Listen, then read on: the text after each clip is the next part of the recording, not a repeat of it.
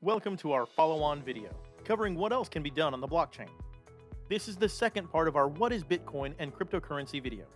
Be sure to check it out on our channel. So what can people and businesses do on the blockchain?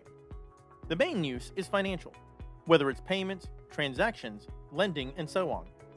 It can also be used to house art or collectibles, such as non-fungible tokens or NFTs.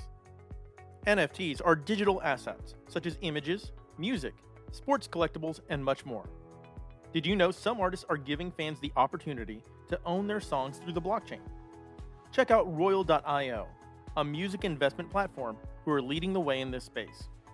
From healthcare to real estate, blockchain technology is set to disrupt markets in the future, saving costs, driving efficiency, and bringing transparency. How else do you think blockchain will be used in the future? And do you think it's here to stay?